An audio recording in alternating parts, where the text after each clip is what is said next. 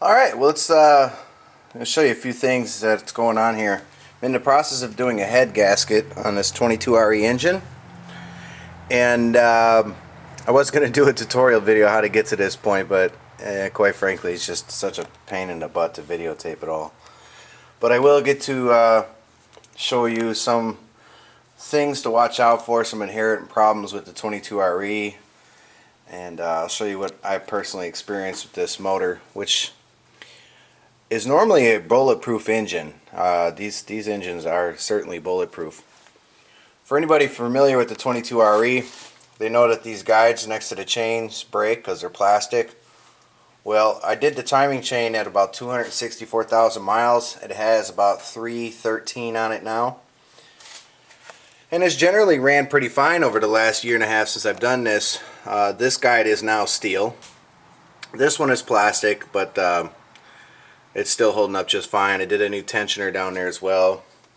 When you do the timing chain kit, which I have a video on this channel of, you know, you got to remove this cover right here, and you got to remove all this crap. You got to remove the water pump, oil pump, crankshaft pulley down there, and you basically build all the way back up from there.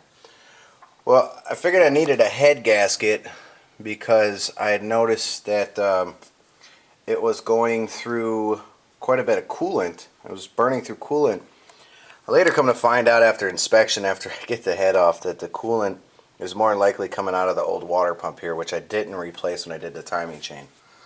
Well, I've put over 100,000 miles on this truck since I've owned it, and the head gasket that was on here was actually quite fine, and it was almost identical to the same aftermarket head gasket I'm putting on.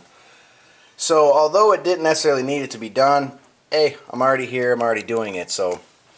But I want to show you what happens when you don't do the complete steps to the timing chain job.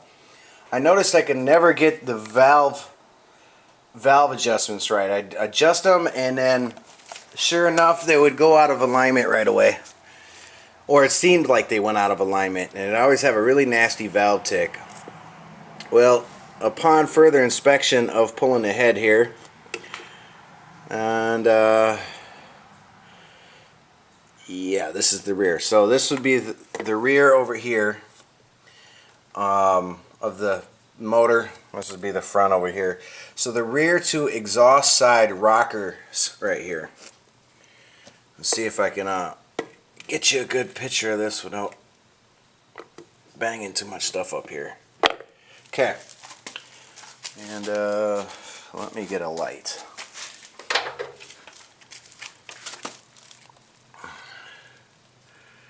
As you can see there, I don't know how well you could see that on camera here. Oh, wrong one. Right there. Look at that. That is the result, I believe. I'm pretty sure of this. And then you'll notice on this cam lobe right here where it's only hitting a certain part of the lobe, it's starting to round off over there. Same with this one as well too. Well, what that is when you do the timing chain job, those plastic guides that are right here fall down into the oil pan. When they fall down into the oil pan, the oil pickup gets clogged, and lo and behold, you have a lack of oil pressure. Since the oil primarily comes up through the top front of the head and runs down this runner here, seeing the valve cover gasket, this is the front of the engine, shoots up from here and then runs down in here. Well, that's part of the way it shoots the oil through. If you don't have enough oil pressure, which you don't because it didn't do the job properly, you result in these issues. The rest of them are great. I mean, there's hardly any wear at all, but definitely these two exhaust sides are shot. So if you have any questions, concerns, or comments, I'm at the next point here where I'm going to have to at least replace these. Another issue I was reading online it could possibly be is that inside here where the oil comes through the rocker arm assembly could be clogged. So it'd be a good idea when you're doing a head gasket, I would imagine, is to, I'm going to have to pull this all apart anyways, but to clean it properly so that oil flow can go through here as well. That's going to be another issue.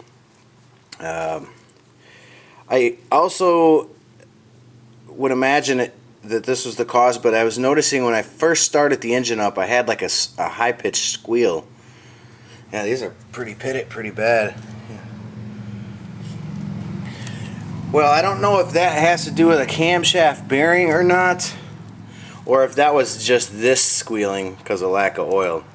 I don't really know, to be honest with you, but I'm going to check. Since I got to pull the camshaft out anyways now, I'm going to check that as well.